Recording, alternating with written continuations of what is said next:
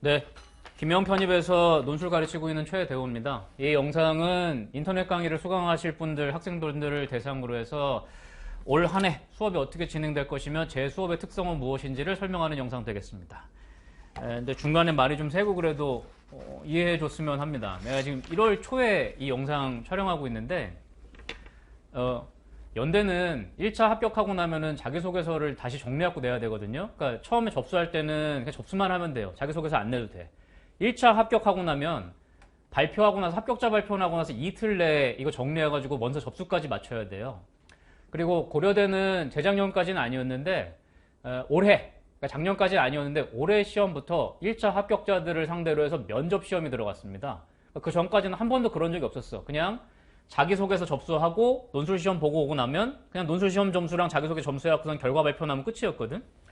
근데 이번 주에 이제 제가 어저께 밤새가지고 1차 합격자들, 우리 제자들 가운데 1차 합격자들 자기소개서 한 거 봐주고 이제 오늘 출근해가지고서는 고려대학교 면접 보는 학생들 1시간 동안 한 명씩 해서 지금 7명? 6명? 스트레이트로 하고 요 촬영 영상 찍고 6시부터 이번 주 2주차 수업 들어갑니다. 힘든데 몸이 너덜너덜한데 그래도 좋지. 여러분들도 수업 같이 들어가지고 1차 합격하셔서 내년 이맘때쯤에 자, 여러분 선배들이 어저께 오늘 내가 이거 영상 촬영하는데 연대 자기소개서 쓰고 여기 와서 면접 준비하고 난리도 아니었어 요 말 하는데 여러분들이 거기 해당자가 되셨으면 좋겠다 생각합니다. 자, 우리가 시험 치는 게 편입 논술 시험이다.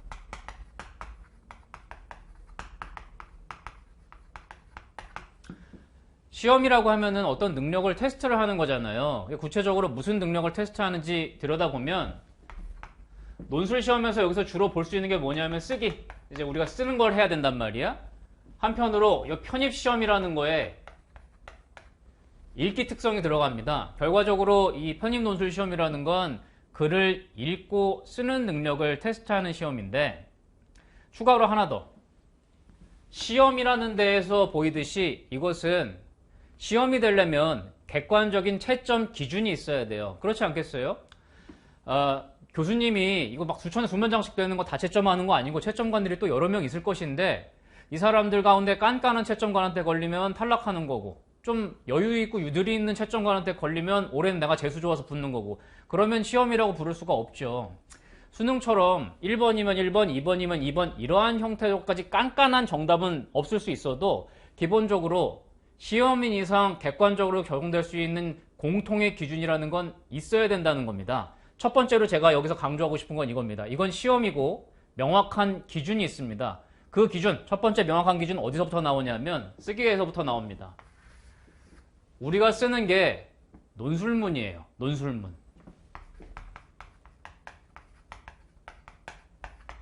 이거 이제 글쓰기의 한 장르죠. 글쓰기에 여러 장르가 있습니다. 예를 들면 소설 같은 경우도 대표적으로 글쓰기의 한 장르인데 예를 들면 머릿속에 여러분이 한번 생각해 보시자 이거예요. 소설이란 장르는 왜 있냐면 여러 글들 가운데 얘만 왜 따로 띄어서 장르의 이름을 소설이라고 붙였냐면 소설이라는 이름이 붙은 장르에 해당하는 글들은 독자로 하여금 슬픔, 재미, 반전, 감동, 충격 등의 일정한 감정을 소환하기 위해서 쓰이고 있는 글들입니다. 따라서 그 장르에 맞는 그 글쓰기에 공식들이 있기 마련이에요. 예를 들면 한 줄짜리 소설은 없죠. 한 줄짜리 시는 있을 수도 있어. 한 줄짜리 소설은 있을 수가 없어. 근데 여기서 이제 차이점이 나오는데요. 방금 전에 제가 말씀드린 것처럼 예를 들면 소설하고 논술만 비교해보자 이거예요. 소설 같은 경우는 우리한테 재미, 감동, 공포 뭐 이런 거 같은 걸 주는 거잖아요. 근데 어디에서 재미를 느끼고 어디에서 공포를 느끼고 어디에서 반전을 느끼고 이런 건 독자마다 다 달라요. 시기마다 다르고 공간에 따라서도 다릅니다. 나라별로도 다르고 시대별로도 달라. 그렇잖아요. 10년, 20년 전에 유행했던 소설들 지금 읽어보면 재미가 없어요. 내 옆에 있는 사람이 추천해줘가지고 읽어본 소설 재미없어. 저는 수업하고 있는 저는 연대 국문과 나왔는데 한강 우리 선배님이죠. 노벨상 타셨다고 그래서 어쨌든 한 부 더 팔아드리고 읽어봤어요. 근데 나는 이래서 내가 젊은 시절에 한 번 한강 선배 거 읽고 다시는 안 읽었지? 지금도 그렇게 생각합니다. 나는 노벨상 탄 건 축하하고 고대에다가 우리가 어깨를 으쓱거릴 수 있게 된 것도 기분 좋았는데 그러나 지금도 재미없는 소설이라고 생각해요. 세계적으로 위대함을 인정받았더라도 내가 재미없으면 끝이야. 그 장르의 글은 그런 글이에요. 독자마다 각자 감상이 다 다를 수가 있다고. 따라서 어떤 소설이 좋은 소설이고 어떤 소설이 나쁜 소설인지에 대한 채점 기준이 있을 수 없습니다. 거긴 기본적으로 주관적 감정을 목표로 하고 있는 글들이기 때문에 그래. 그런데 논술문이요. 여러분들 머릿속에 제일 쉽게 떠올릴 수 있는 논술문의 형태는 신문 기사예요. 근데 또는 신문 사설 같은 것들인데 이 논술문은 왜 있는 장르냐 하면 자기의 생각이나 자기가 알고 있는 정보 또는 자기의 주장 등을 가장 객관적이고 효율적으로 전달하기 위해서 쓰는 장르의 글이 바로 논술문입니다.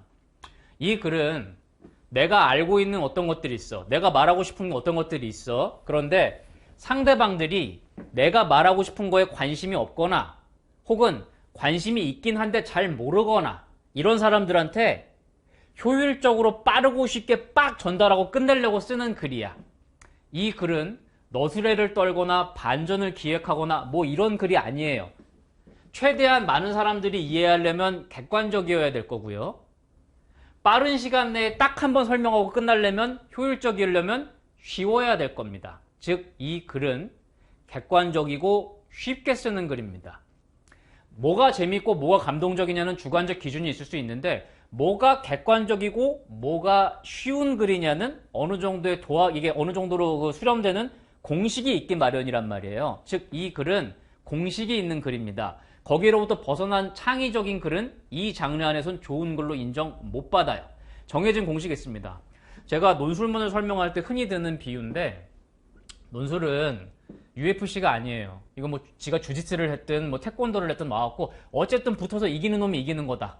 어떤 식으로 글을 썼든지 간에 모르겠고 결과적으로 독자가 원하는 거 준 놈이 이긴 놈이다. 그건 예술 장르에 해당하는 거고 문학작품 같은 경우요.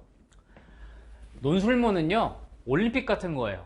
1번 무브먼트부터 10번 무브먼트까지 다 정해져 있어. 누가 이 공식을 가장 완성도 높게 재현하느냐. 그게 좋은 글입니다. 그게.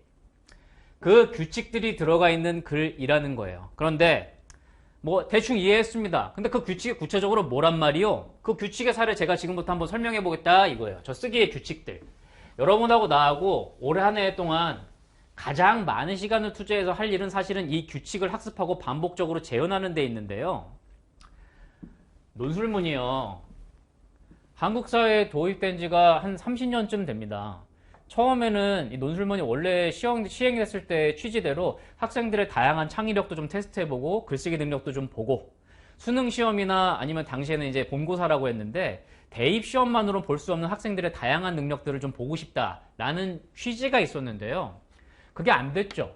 왜냐하면 우리나라는 논술고사가 있는 우리가 가고 싶어하는 대학교들을 거기를 준비하는 학생들한테 자기만의 가치관을 갈고 닦고 한편으로 그걸 표현할 수 있는 수단이 될 수 있도록 영화도 보고 책도 읽고 노래 가사 같은 것도 한번 작사도 해보고 그럴 시간을 안 줬거든.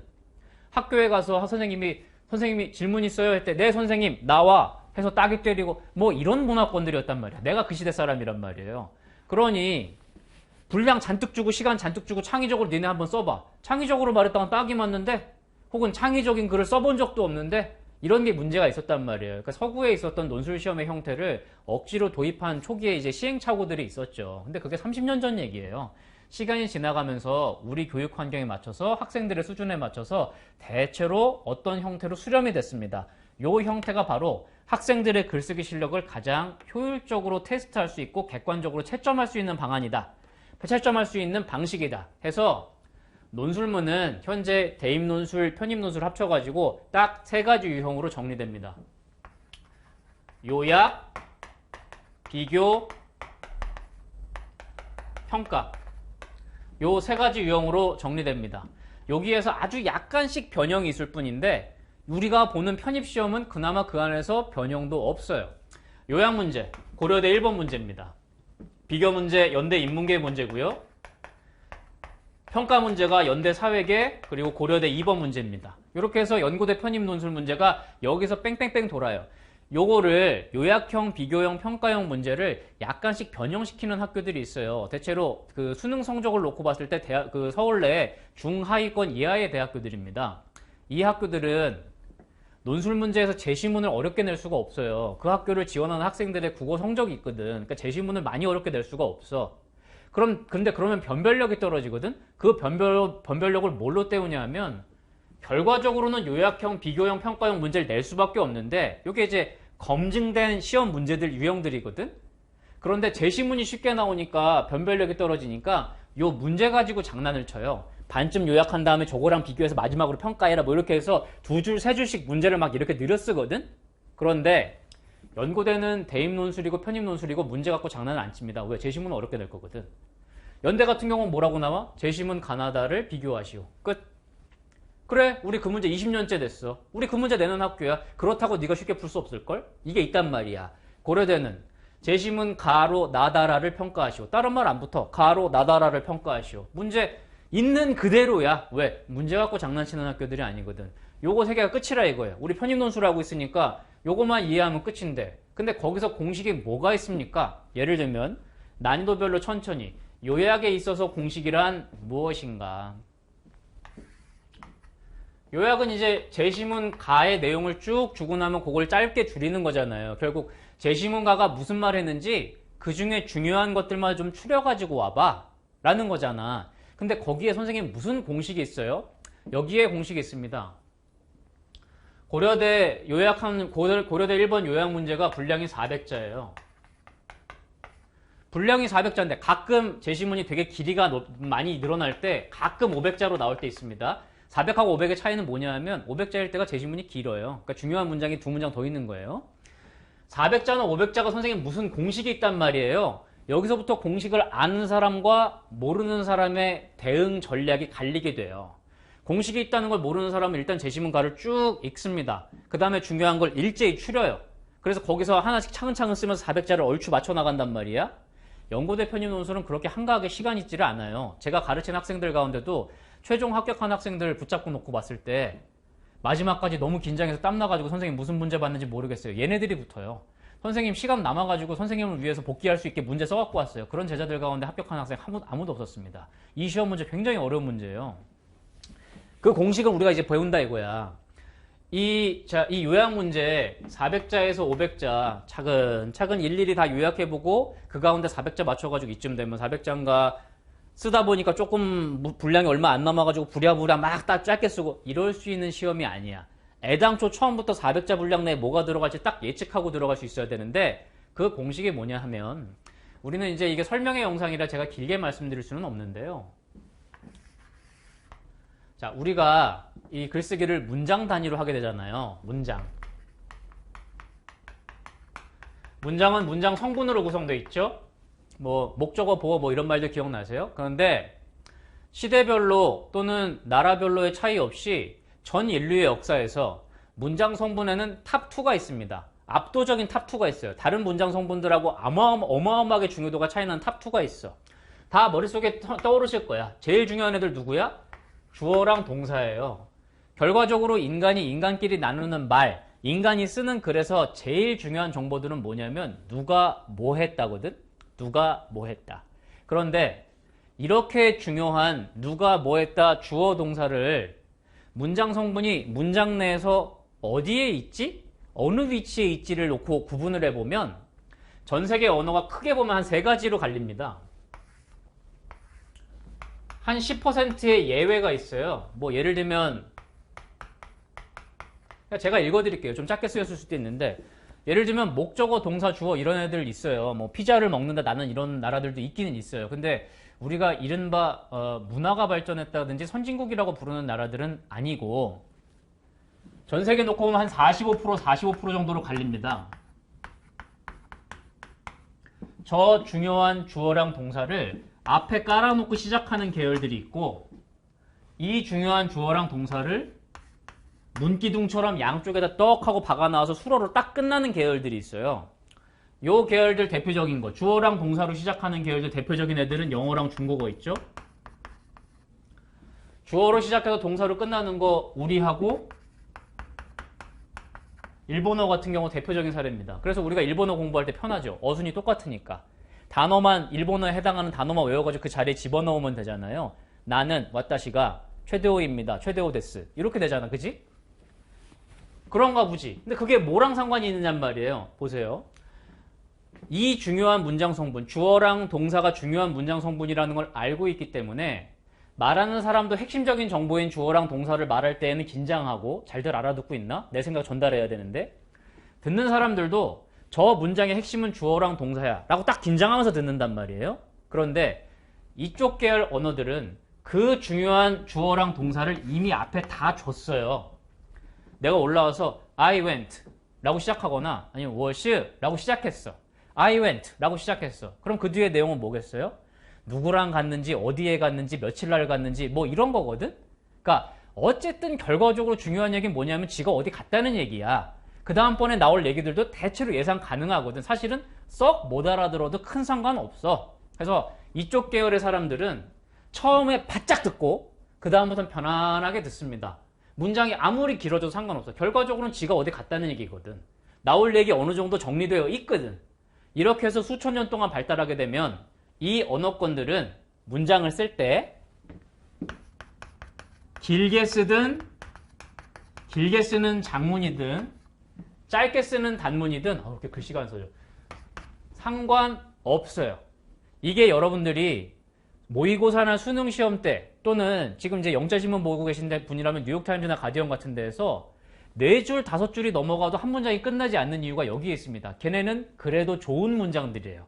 읽을 때 읽는 사람이 불편하거나 힘들지가 않아. 왜? 중요한 얘기는 이미 앞에 다 나왔고 나 무슨 얘기인지 알거든. 내가 올라와서 I hate Trump 라고 말을 시작을 했어.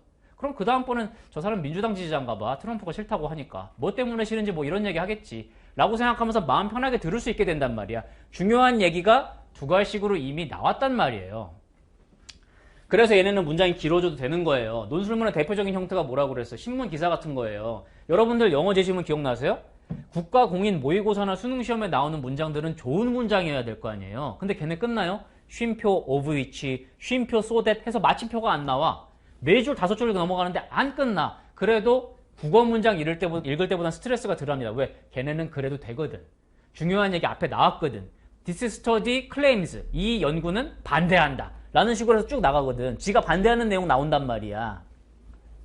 그래서 길게 써도 아무 상관없는데 우리는요, 한국어는 뭐 여러분이랑 나랑 한국인이니까 우리 언어권의 특징 잘 알고 있잖아요. 내가 예시로 하나 만들어 봐요.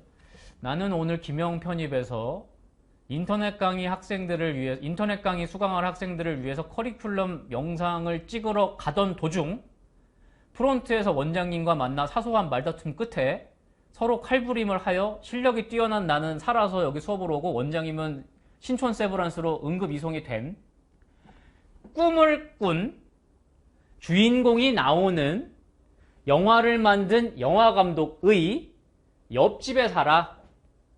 어때요? 이 문장 전체는 결과적으로 중요한 정보는 뭐였어요? 최대호가 영화감독 옆집에 산다는 거예요.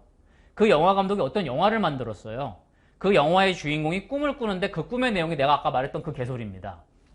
이러한 문장 구조가 우리는 얼마든지 가능하다 이거죠. 예를 들면 내가 한참 동안 현 정치 시국에 대한 얘기를 막 했어요. 뭐 윤석열 대통령이 타당하고 이거 계엄 좀 할 수도 있는 거지. 뭐 이렇게 얘기하다가 라고 주장하는 정치인들이 바로 민주주의의 적입니다. 라고 마지막 결론 지었어. 그럼 우리는 멍하니 들으면서 윤석열 대통령 팬인가 봐. 이렇게 하다가 막 마지막에 뭐라고? 하면서 앞으로 돌아가서 다시 다 정리해야 되잖아. 그지? 이게 우리 계열 언어들의 특징입니다. 우리는 이쪽 계열들은 수러가 끝나는 순간에 그 수러에 맞춰서 앞에 나왔던 문장 성분들의 내용과 중요성을 재구성해야 돼요.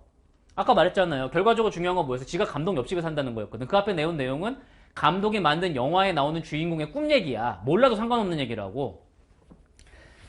이렇게 해서 수로가 끝난 순간에 재구성해. 그리고 내가 앞에 사람이 말하는 거 끝난 순간에 그 마지막 수로에 맞춰서 내용을 재구성하고 있는데 앞에 말하는 사람이 기다려줘? 우리 한국어 사용자니까 하시는 동안 바쁘실 때니까 잠깐 기다렸다 좀 이따 얘기할게요. 해줘? 안 하거든. 제가 지금 말하듯이 다음 문장 막 얘기한단 말이에요. 즉 한국어 사용자는요, 머리의 반은 방금 전에 끝난 문장 내용 재구성하고 있는 중이고 머리의 반은 지금 얘가 말하고 있는 새로운 문장 성분을 쌓고 있는 중이란 말이에요. 그래서 저 문장이 끝나고 나면 또 이제 그거 재구성하고 그 다음번에 말하는 거 다시 쌓고. 우리는 쉴 틈이 없습니다. 말을 들을 때나 글을 읽을 때나 우리는 쉴 틈이 없어요. 얘네는 주어 동사 빡 듣고 나면 그 다음번에 문장 끝날 때, 말 끝날 때까지 쉬어도 되거든? 우리는 쉴 틈이 없어. 이렇게 수천 년 동안 발달하게 되다 보면, 이 문화권이 발달하게 되다 보면 필연적으로 이쪽은 야, 문장 길어지면 이해하기 너무 힘들어. 짧게 짧게 끊어줘라. 그래야 말하는 너도 네 주장을 효율적으로 전달하고 듣는 우리도 이해하기 쉽지. 해서 이쪽은 필연적으로 단문을 지향하게 됩니다. 일본 놀러 가면 우리가 로손 같은 데 편의점 들어가서 일본 만화 펴보잖아요. 근데 아무리 번역됐다 하더라도 일본 만화의 그 주인공들 말풍선 칸 안에 그 문장 길이가 우리 문장이랑 비슷해요. 그럴 수밖에 없어요. 이쪽 문명권은 무조건 단문을 지향하게 돼 있거든. 그런데 장문은요, 긴 문장은 20줄도 긴 문장이고 30줄도 긴 문장이고 40줄도 긴 문장이에요. 미국 대통령 가운데 스피치 잘하기로 유명한 사람들, 지금도 연설 공부하는 사람들이 줄줄줄 외고 다니는 게 링컨하고 오바마 연설문이거든? 링컨하고 오바마 연설문 읽어보면 12줄, 15줄 넘어가는 거, 워드 기준으로 12줄, 15줄 넘어가는 한 문장 득식을 해요. 많아요. 왜? 걔네는 그래도 말 잘한다고 생각해. 좋은 문장이 될 수 있다고 생각해. 왜? 듣는 사람이 이해하는데 어려움이 없거든. 중요한 정보 이미 나왔으니까. 해서 장문은 아무리 길어져도 상관없습니다. 기준이 필요가 없어요. 즉 얘네 이 문명권들은, 이 언어권들은 문장의 길이에 제약이 없어요. 근데 우리는 짧은 건 어디까지가 짧은 건데 라고 하는 기준이 있어야 돼요. 그 기준, 제 수업 들으셔도 좋고 제 수업 안 들으시고 우리 임크양 선생님 수업 들어도 좋고 논술 자체를 포기하셔도 상관없는데 한국어 문장 논술문 앞으로 계속 쓰시게 될 겁니다. 레포트 쓰셔야 되고 논문 쓰셔야 되고 사업기획서 쓰셔야 된단 말이야.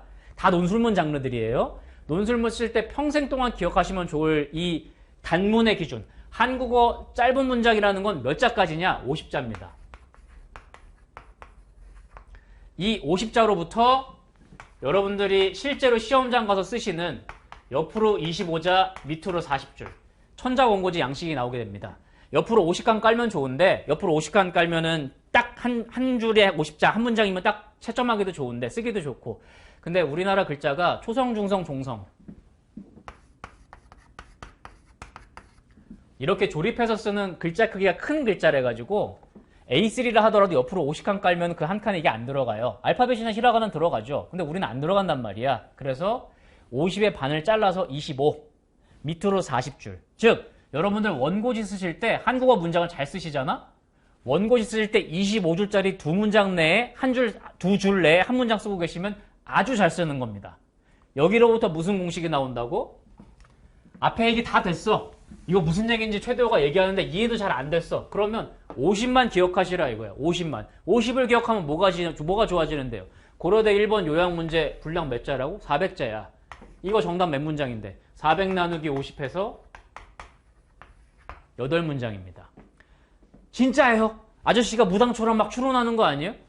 반대로 생각하셔야 돼. 고려대 교수님이 와갖고선 요약 문제를 출제하실 때 일단 내보고 뭐 대충 400자 맞는 애들로 어떻게 해보지 뭐. 얘는 잘 썼는데 얘는 300자로 요약했고 쟤는 600자로 요약했어. 그럼 뭐 좀 고민은 되는데 뭐 얘네 둘 다 붙이지 뭐 이럴 것 같아요? 아니야. 50자가 잘 쓰는 문장이니까 50자 곱하기 8 하면 고대가 맨날 내는 400자 분량이 나온단 말이야. 그러니까 애당초 중요한 문장이 8문장 들어가 있는 제시문을 골라서 출제한다고. 그래야 객관적인 채점 기준이 있기 마련이란 말이야. 요 내용은 반드시 들어가야 돼. 그게 8개란 말이에요. 오늘은 설명회고 인트로고 해서 제가 짧게 치고 넘어가는데, 그래서 첫 번째 요약에서의 공식 50자의 비밀, 문장 개수까지 정해져 있다는 거야. 그래야 채점이 된다. 에이 그래도 사람이 유두리 있게 좀 100자도 쓰고 120자도 쓸 수 있고 뭐 그런 거 아니에요? 중요한 거만 들어가면 되는 거 아니야. 한국어는 촘촘한 구조상, 그 구조 가운데 하나가 뭐라고? 수로가 맨 마지막으로 끝나는 것도 한국의 촘촘한 구조 가운데 하나야. 한국은 그 안에도 촘촘한 구조로 짜여져 있어. 우리가 전 세계에서 구조가 잘 짜여져 있기를 언어학자들끼리 이렇게 얘기하면 탑티어 1티어 1티어.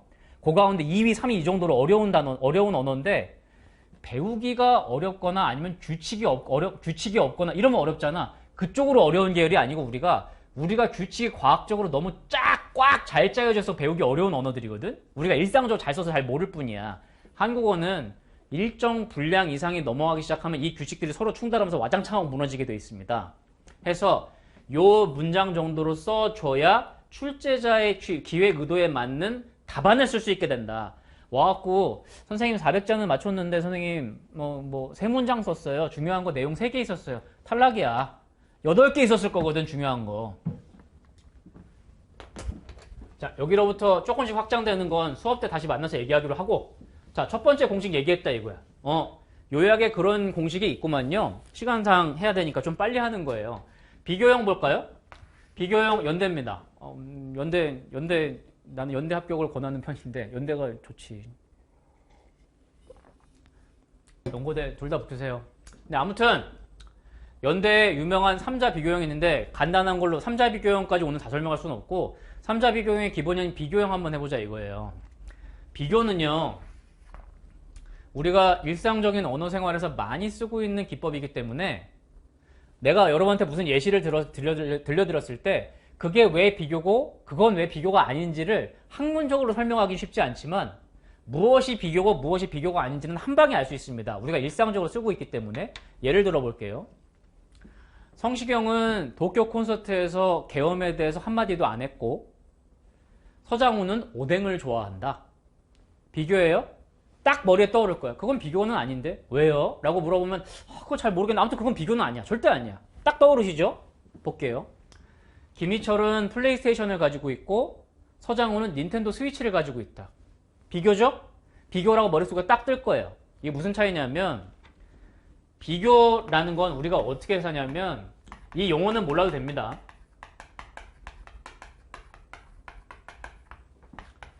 A랑 B를 비교하라고 했을 때 A를 구성하는 여러 가지의 자질들, 다른 말로 좀 이해하시기 편하게 하시면 구성 요소라고 생각하시면 되는데 구성 요소예요. A를 구성하고 있는 여러 가지가 있고 B라는 걸 구성하고 있는 여러 가지가 있을 거예요. 예를 들면 제가 아까 말씀드린 서장훈, 김희철이라면 사람이니까 서장훈, 김희철을 구성하고 있는 예를 들면 신장, 몸무게, 정치적 신념, 거주, 지역, 졸업, 고등학교 이런 구성 요소들이 있을 거 아니에요.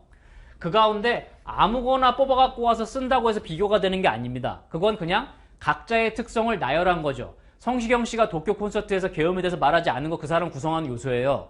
서장훈 씨가 오뎅을 좋아하는 거 서장훈 씨 구성하는 요소야. 근데 이걸 그냥 가져다가 한 문장 안에 써놓는다고 비교가 되질 않아. 비교는 변별적 자질. 이 변별은 뭐에 의해서 가능하냐면 이 용어들 다 몰라도 괜찮아.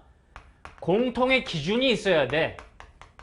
아까로 말하자면 소유하고 있는 게임기 기종이라는 공통의 기준에 있어서 서장훈 씨는 플레이스테이션을 가지고 있고 김희철 씨는 닌텐도 스위치를 가지고 있어. 우리가 듣자마자 소유하고 있는 게임기 기종이라는 말을 안 했다 하더라도 서장훈은 플레이스테이션이고 김희철은 스위치파더라고 라고 하면 딱 비교구나 라고 알아듣는단 말이야.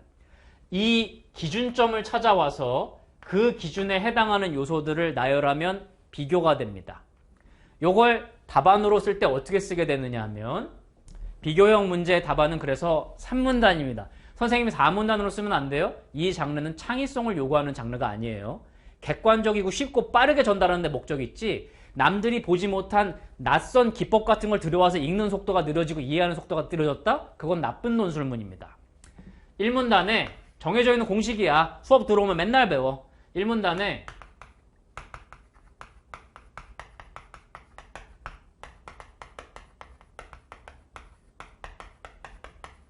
이걸 두 갈식으로 일단 정리해줘요. 재심은 가와 나를 비교하시오. 그 답안 나한테 써갖고 와봐요 라고 문제가 나오잖아. 그러면 그 답안을 쓸 때 1문단에다가 이거부터 쓰고 들어가는 겁니다. 채점관이라는 나의 독자가 내 글을 쉽게 이해할 수 있도록 내가 지금부터 재심은 가랑 나를 비교해 볼 테니까 listen 이라고 글을 쓸 때 뭐라고 쓰냐면 논술문제 실제로 나온 주제를 제가 한번 써볼게요. 재심은 가와 나는 공통적으로 사회의 불평등에 대해서 다루고 있다. 그런데 가는 갈등론적 관점, 나는 기능론적 관점이다. 라고 내 답안의 전체 방향에 대해서 두 갈씩으로 먼저 빡 박아놓고 시작하는 겁니다. 그러면 글 읽는 사람이 한 방에 빡 하고 이해가 되겠죠? 아, 이 글은 사회의 불평등이라는 공통의 주제에 대한 갈등론의 관점 하나, 기능론의 관점 하나를 나한테 소개해주는 글이구나. MBC 100분 토론이요. 또는 여러분 가는 토론회 있잖아요. 그게 논술문 구성이거든. 토론회 갔을 때 이렇게 말하는 거 혹시 보셨어요? 자, 오늘 토론회 주제는 중간쯤에 나오는데 먼저 맞추신 분한테는 상품 드립니다. 왼쪽 오른쪽에 계신 분들은 저희가 섞어놨거든요. 누가 어떤 주장인지 맞춰보시죠. 이런 거 본 적 있어요? 런닝맨에서는 할 수 있지. 재미를 삼아서 섞어놓고 이럴 수 있잖아. 누가 흑팀이고 누가 백팀인지. 근데 토론대회는 말하자면 말하는 데 있어서 논술문이라고 할 수 있거든요. 맨 처음에 뭐라고 시작해요? 자, 100분 토론 오늘은 윤석열 대통령 탄핵이 정당한지 부당한지에 대해서 토론해 보도록 하겠습니다. 공통의 주제예요. 저희 오른쪽에 제 사회자 기준으로 오른쪽에 국민의힘 의원 2번 나오셨고요. 왼쪽으로 더불어민주당 의원 2번 나오셨습니다. 이쪽은 탄핵에 반성하는 사람들이고 이쪽은 탄핵에 찬성하는 사람들이겠지. 그걸 우리가 파악한 다음에 카메라가 내가 이 주제에 관심 있으면 끝까지 보는 것이고 카메라가 이쪽 잡아주면 아 반대하는 더불어민주당 의원들 뭐라고 얘기하는지 들어보자. 카메라가 이쪽 잡아주면 빨간 넥타이 차고 나온 국민의힘 의원들은 왜 탄핵이 부당하다고 얘기하는지 들어보자 라고 예상하면서 편안하게 들을 수가 있잖아. 그지? 그래서 논술문에 중요한 원칙 중에 하나가 2가지씩인 겁니다. 미리 말해주면 읽는 사람이 편해지거든. 그리고 나면 이 문단에 내가 왜 여기서 가는 갈등론 나는 기능론이라고 먼저 딱 관점을 박아놨는지 가 요약해주고 3문단에 나 요약해주겠다. 예를 들어 이게 500자 문제다. 500자 문제. 이거 전체 분량이 예를 들어 500자 문제라 치자 이거예요. 그럼 요거 한 문장 몇 점 문장이라고 한 문장 한 문장 50문장 50자. 50자로 나누면 이 정답 문장은 10문장으로 정해져 있는 겁니다. 해서 공통의 주제가 무엇인지 한 문장 쓰고 관점의 차이가 무엇인지 한 문장 쓰고 그러고 나면 어떻게 돼? 재심은 가 요약의 4문장, 재심은 나 요약의 4문장 이렇게 쓰는 겁니다. 그거 안다고 뭐가 달라져요? 여러분이 이 문제를 풀면서 재심은 가를 6문장, 7문장 요약하고 있다. 시간 낭비는 말할 것도 없고 어차피 답안에서 쓸 수도 없기 때문에 재심은 잘못 읽고 있는 겁니다. 교수는 거기서 딱 4문장만 뽑아낼 수 있는 재심문을 분명히 출제했거든. 이러한 기준이 있다는 거예요.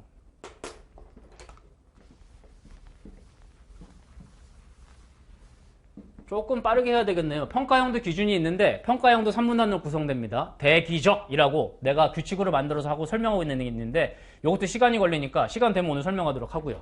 자, 이러한 글쓰기의 규칙들이 있단 말이에요. 이거를 기출문제 들들들 풀면서 계속해서 반복적으로 학습하는 거예요. 그런데 학생들 가운데는 이런 질문하는 사람들이 있습니다. 선생님 그러면 정해져 있는 규칙을 학습하는 거고 건강한 문장의 형태, 좋은 문장의 형태 딱 정해져 있는 거라고요? 내가 독창적이고 창의적인 표현 같은 거 쓰면 틀린다고요? 네, 틀립니다. 그러면 여기 김영도 있고 도편사도 있고 혼자 공부하는 애들, 교재 보는 애들이 있는데 그런 강의를 선생님들이 다 하면 그러면 애들이 다 똑같은 거 잘 쓰면은 뭘로 채점을 해요? 일단 이렇게까지 반복적으로 훈련해서 도달할 수 있는 건 대단히 끈기를 필요로 하는 일이고 두 번째, 거기로부터 내 분필 줘. 거기로부터 두 번째, 자 논술은 글쓰기, 규칙을 반복하는 거다. 편입시험의 특성이 나옵니다. 편입시험 밑에 읽기 저게 무슨 얘기예요? 여러분 대입 논술은요 연대나 고대나 같은 사람이 출제하긴 하지만 대입 논술은 선행평가라는 걸 받습니다. 그러니까 쉽게 말하면 대입 논술은 고등학생들이 치는 시험인데 고등학생들이 학교에서 배우는 교과서 바깥에서 내면 안 돼요. 그러면 사교육을 조장한다고 하기 때문에 대학교들 입장에서 논술시험 끝나고 나면 선행평가 보고서라고 해서 이만큼 두툼한 거 있잖아. 우리가 재시문 가는 뭐 금성출판사 어디 교과서 몇 쪽에서 냈고 막 이런 거 막 이만큼 써가지고선 보고서 이만큼 내는 거 있어. 그러니까 이게 뭐냐면 저희는 교과서 밖에서 낸 게 아무것도 없어요. 고등학생들은 대학교 수업 어차피 모르니까요. 저희가 사교육 조장하는 게 아니에요. 라는 걸 진짜 눈물겹게 호소하는 글이거든? 그 안에서만 내야 돼. 그 안에서만. 그런데 편입 논술은요. 여러분들 편입 논술 정보 조금 찾아보신 분들은 아시겠지만 대입 논술은 기출문제 올려주죠. 해설 올려주죠. 선행평가 보고서 찾아보면 재시문 어디서 갖고 왔는지까지 다 설명해줘요. 근데 편입 논술은 문제도 게시 안 합니다. 큰 학원들만 우리 아르바이트 하는 학생들이 가서 문제 복원해 갖고 오고 여러분들이 인터넷에서 보는 복원 문제도 대부분 김용편입에서 복원한 문제일 거예요. 문제도 안 줘. 해설이랑 답안은 둘째치고 문제도 안 준다고. 그리고 기출문제들 읽어보시면 알겠지만 난이도는 현행 논술 시험 보는 난이도 시험들 가운데 최상 난이도입니다. 근데 왜 그렇게까지 어려운 제시문 내는 거예요? 대입 논술은 고3이 보고 편입 논술은 빠르면 2학년 끝나고 보는데 2살밖에 차이나 안 나는데 왜 그런 거예요? 라고 질문하면 나는 편입 논술은 어렵게 나오는데 타당성이 있다고 생각합니다. 왜냐하면 대입 논술은 대학교에 들어와 있는 내용을 공부하지 않은 고등학생들이 보는 시험이에요. 근데 편입 논술은요. 대학교 들어올 때 수능으로는 우리 학교에 못 왔는데 내가 교수 입장에서 내가 직접 2년 동안 가르친 내 전공의 내 제자들이 가지고 있는 똑같은 지성 또는 똑같은 사회를 바라보는 관점 또는 그 이상의 관점을 이 논술시험 한 방으로 나한테 보여줘야 되는 시험이야. 이 학생이 와서. 2년 동안 내가 직접 가르치고 시험 보고 얘네들이 레포트 쓰고 이랬던 내용들을 이 2000자짜리 시험 한 방으로 내가 그만한 지성과 관점을 가지고 있는 사람이오라는 걸 나한테 증명해줘야 되는 시험이라고. 그러니까 어렵게 낼 만한 이유가 있다. 이거예요. 근데 자, 어렵습니다. 어려워요. 그런데 그 어려움의 방향은 정해져 있다. 어려움의 방향. 이게 더 정확하게 무슨 시험이에요? 대학 편입 시험입니다. 대학 편입 시험. 우리가 이 교육 시스템을 고스란히 서양으로 또 베껴갖고 왔잖아요. 이제 3년, 6년 하다가 이제 고등교육기간 4년. 이렇게 해서 우리가 이제 서양으로 또 배워갖고 온 거잖아요. 대학은 한국 사회에 들어와서는 취업을 위한 준비기관으로 변질된 지가 오래됐죠. 우리가 70% 후반대에서 80% 초반대 대학 진학을 왔다 갔다 합니다. 그러니까 대부분 고등학교 졸업하고 나면 대학에 진학하는 것이 일반적인 코스죠. 국민 전체에 말하자면 거의 공교육에 수렴하는데 우리가 이 시스템을 따갖고 온 서양 있잖아요. 이른바 선진국이라고 하는 나라들. 그 나라들은 대학교 진학률이 기껏해야 20% 후반은 30% 초반대 왔다 갔다 합니다. 여기는 말하자면 진짜로 공부하려고 들어가는 데야. 우리는 취업 전에 당연히 거쳐가는 일종의 공교육기관이 된 거고 원래 대학이란 기관의 취지는 따로 공부하려고 들어가는 거야. 돈을 벌어야 되겠다라고 생각하는 친구들은 고등학교 졸업하고 취업하면 그만이고 나는 고등학교 교육과정으로는 충족할 수 없는 무언가를 공부하고 싶다고 해서 들어가는 교육기관이에요. 그리고 우리가 논술시험 보는 거는요. 인문학이랑 사회과학이잖아요. 인문학은 인간의 본성에 대해서 탐구하는 쪽이고 사회과학은 사회의 문제에 대한 해결책들을 고민해보는 학과인데 서양사회에서 우리가 이걸 따갖고 온 서양사회예요. 서양사회에서 인간과 사회에 대해서 더 공부해보고 싶다. 막 더 감동하고 더 예찬하고 싶다. 이런 거겠어요? 대체로 문제점을 발견하는 데 목적이 있거든? 선생님이 1년 내내 여기서 수업해요. 근데 제가 이거 수업 시작할 때 딱 결론 지어드릴게. 서양사회의 인문학부랑 사회과학부, 즉 서양사회의 이른바 통칭해서 인문학부라고 부르는 대학이란 교육기관은 궁극적인 목적은 뭐에 있냐면 그 교육기관들은 거기서 뭘 공부하는 거지? 어떻게 하면 제2차 세계대전의 재발을 방지할 수 있을까? 여기에 모든 목적이 있습니다. 어떻게 하면 민주주의의 위기를 막고 자본주의의 폐해를 수정해서 다시 한번 그런 커다란 세계사적 비극을 예방할 수 있을까? 그거. 전 세계적인 문제를 예방하는 그게 핵심적인 문제점이 교육기관이야. 여러분들 논술 문제에서 트럼프 만세. 미국 논술이고 서양 유럽 논술이고 마찬가지고 우리나라도 거기 따가서 비슷한데 여기서 능력주의 만세. 한국 사회 정글이야. 정신 차려야 되고 우정 같은 배부른 소리 할 때 아니고 인생은 재테크야. 이런 논술 문제 같은 거 출제되는 거 들어본 적 있어요? 논술 문제는요. 기본적으로 이 서양 대학교의 문제의식으로부터 출발하기 때문에 어떻게 하면 자본주의의 폐해를 예방하며 경제적으로 취약계층인 양극화의 피해자들인 이 소수자들을 끌어안을 수 있을까? 민주주의요. 어떻게 하면 정치적으로 목소리가 작은 소수자들과 공존해 나갈 수 있을까? 이거에 핵심이 있고 대입 논술은 그나마도 고등학교 교과서에서 내게 되기 때문에 이 주제의식을 잘 보여주기엔 어려움이 있는데 정해진 거에 대해서 내게 되기 때문에 근데 편입 논술은 아무런 제약 조건이 없거든? 이거 내가 2년 동안 대학 교수인데 애들한테 가르쳐. 막 신문 읽히고 이론 갖다 가르치고 근데 그거 편입하는 학생들한테 논술로 물어보는 거거든? 내가 거짓말하는 게 아닙니다. 내가 작년에 고려대 문제 연대는 출제 경영 맞췄고 고대는 제시문까지 맞췄어. 어떻게 맞췄어요? 내가 그런 게 좋아갖고 맨날 읽고 있는 사람이야. 왜 그러겠어? 작년에 뭐 나왔는데 작년에 고려대에서 시험 치고 나와서 제자들이 며칠 전이죠. 그냥 며칠 전 보름 전이지. 제자들이 크크크 하고 문자 보내서 나한테 내가 몇 번 얘기했거든. 다양성 복수성 나온다. 여러분 올해 1년 동안 나랑 수업하면 진짜 60번은 듣게 될 이름이에요. 왜 그러겠어? 대통령께서 내가 말했지. 천천히 해야 되겠다. 내가 흥분해서 그래. 미안해.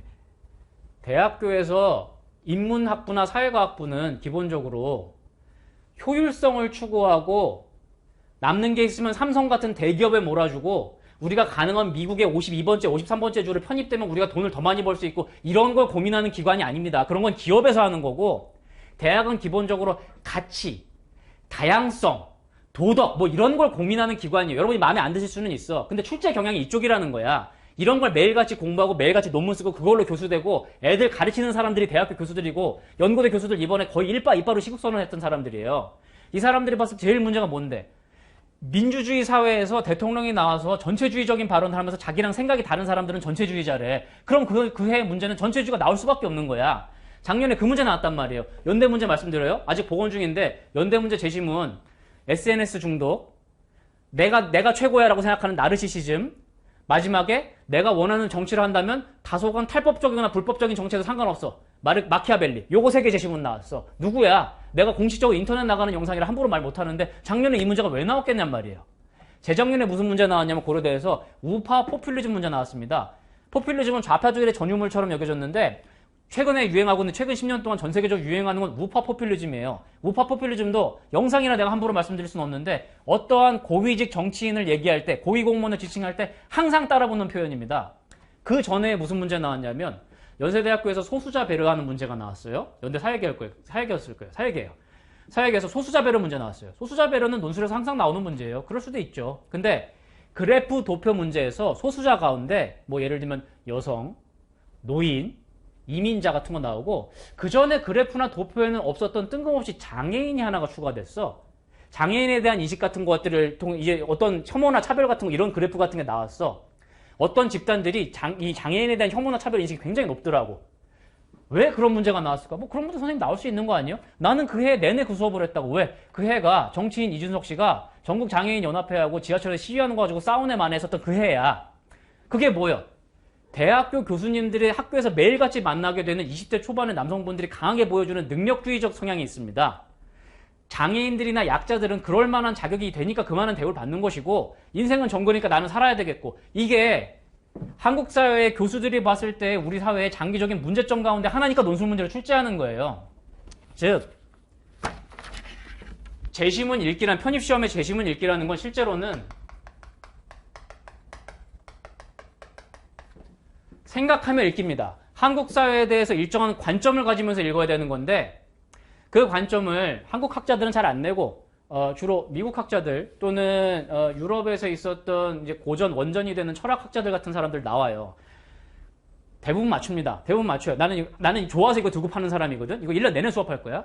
그렇지만 만약에 구체적인 그 학자를 못 맞춘다 하더라도 내가 계속 말씀드리지만 논술 문제 출제자는 딱 잘라 말씀드립니다.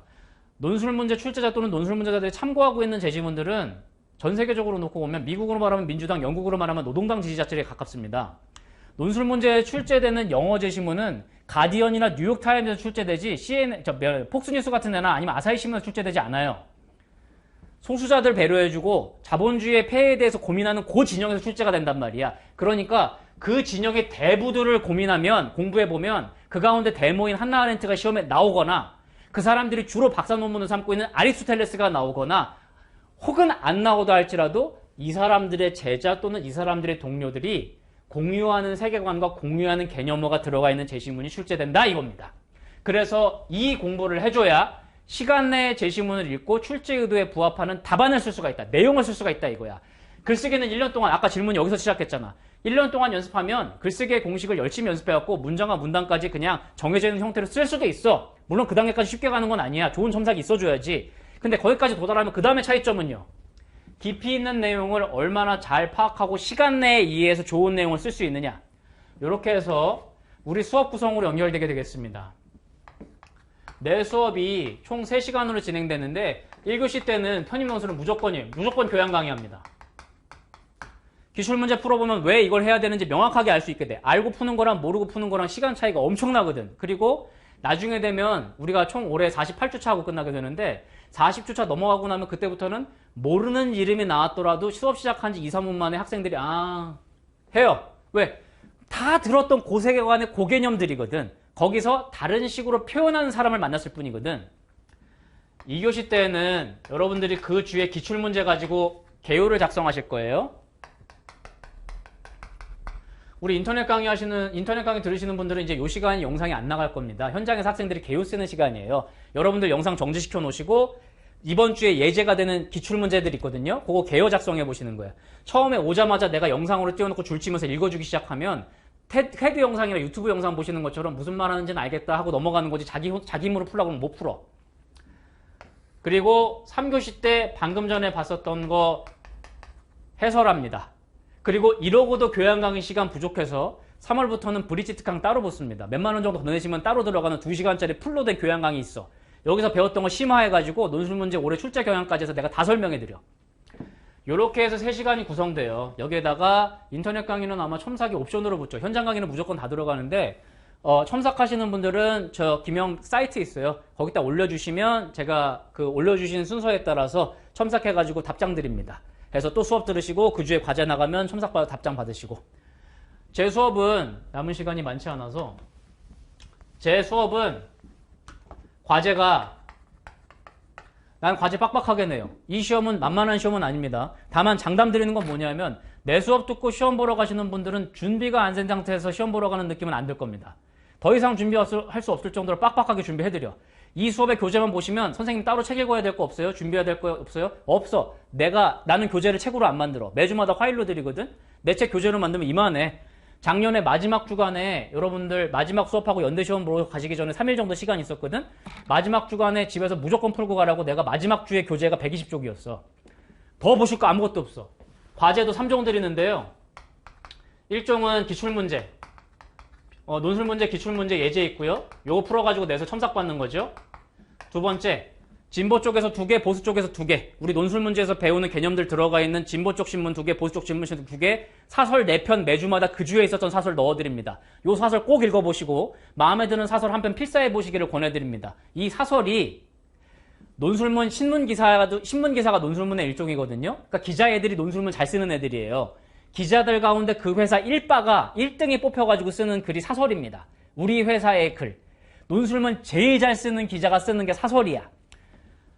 그리고 아까 말씀드렸다시피 사설에는 우리 한국 사회에 지금 흘러가는 분위기가 들어가 있거든. 매 주마다 내가 올해 걸로 내드리니까 거기에서 편입논술 출제 경향이 결정됩니다. 연고대 편입은 무조건이야. 한국 사회랑 무관한 무슨 원론적인 문제 안 내. 특히나 여러분 올해 시험 보실 때에는 조기 대선 치러질 가능성이 높고 새로 출범한 정부의 경제, 정책, 경제, 외교, 문화 이런 쪽의 정책들이 발표가 될 겁니다. 타당한가 아닌가 이런 것 같은 테스트해보는 문제들 무조건 나오게 될 거야. 그런 것들 짐작할 수 있는 사설 매 주마다 4개씩 드리니까 꼭 읽어보시고 가능하면 한 편은 필사하시면 좋겠다. 세 번째, 영어 지문 넣어드립니다. 이 영어 지문은 그날 1교시 때 배웠던 교양 강의랑 관련된 거. 되도록이면 기출이 됐었던 영어 제시문, 원문 가지고 오거나 또는 가디언이나 뉴욕타임즈 같은 진보 언론에서 얘네들 다 자주 출제되는 신문사들이에요. 여기서 내가 통으로 가지고 와서 오늘 배웠었던 교양 강의 다시 한번 복습해 보시면서 영어 연습도 하셔라. 선생님 왜 영어 연습해요? 연대가 영어 지문이 있습니다. 지금부터 미리미리 준비해 두셔라. 마지막 정리하면 이제 끝납니다. 올 한 해 커리큘럼인데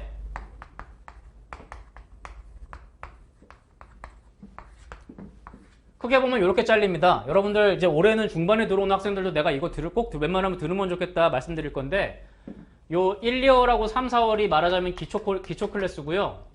1, 2월에 내가 지금 말했었던 공식 같은 것들 좀 쉬운 예제들 풀어가면서 적응해가는 시기예요. 구체적으로 말하면 대입 논술들 가운데 예를 들면 외대, 중대, 숙대 요집에 있는 문제들이 있어요. 굉장히 난이도는 낮으면서 완성도 높은 논술 문제들을 내주는 학교들이 있습니다.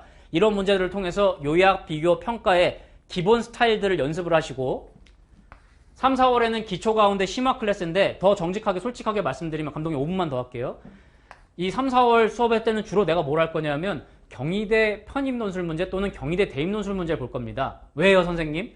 경희대가 몇 년 전까지 편입 시험이 있었던 제3의 학교였어요. 지금은 연대랑 고대밖에 없잖아요. 후발주자로서의 경희대가 취했던 전략이 뭐냐면 내가 추론한 겁니다. 경희대 교학처장이 나와서 말한 건 아니고 연대랑 고대 스타일을 따라하면서 문제 유형은 따라하면서 문제의 난이도를 낮추었어요. 내가 추론한 의도는 이겁니다. 연대랑 고대 준비하시면서 우리 것도 같이 써주세요. 우리 거 문제 푸신다고 따로 학원 다니실 필요 없어요. 그거 준비하실 때 우리 거 공부하시면 좋거든. 이런 의도가 아니었을까 생각해요.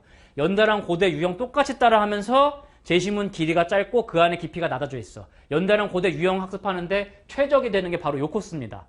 5월, 6월, 7월, 8월에는 해마다 성취도에 따라서 조금씩 차이는 있지만 이때는 뭐냐면 연고대 대입 기출입니다.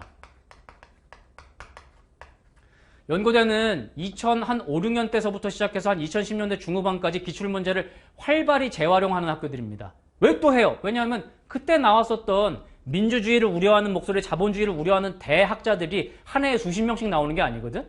중요하고 유명한 사람들은 정해져 있어. 그때 나왔었던 것들 이제 가리해가지고서는 다시 한번 발굴해내가지고 가지고 오는 경우들이 많아요.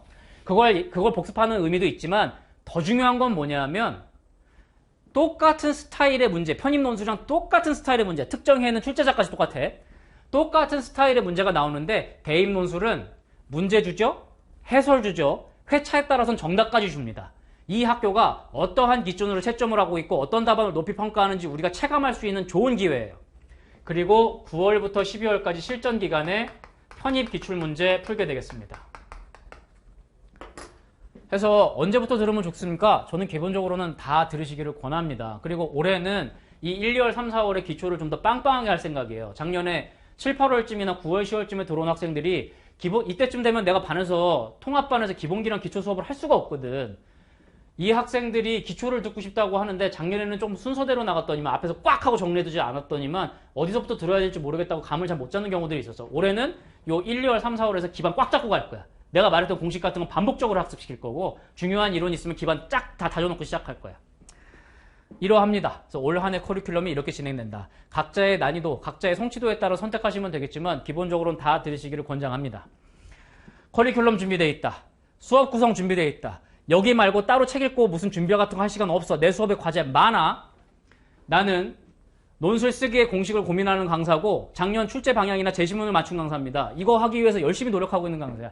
이 수업 들어서 딴 생각하지 말고 수업 열심히 들어서 여러분도 내년 이맘때쯤에는 다시 한번 여러분들 후배들한테 작년에 나한테 이거 영상 보고 왔었던 학생들 오늘 있었어. 여기 고대 면접 붙었다고 온 학생이 축하합니다 이러고 하다가 인터넷 강의 들었으니까 나는 얼굴을 모르잖아. 근데 마지막에 끝나면 선생님 근데 저 선생님 수업으로 논술 수업 들었는데 빨리 말하지. 얼굴 몰랐는데 반갑다 얘야 축하한다. 경영학과 봤었어. 이번에 티오도 얼마 없었는데. 여러분도 합격의 기쁨 같이 들어보도록 하십시다. 열심히 하십시다. 설명할 게 많아서 빨리 설명해서 미안. 오늘 여기까지 하겠습니다. 안녕.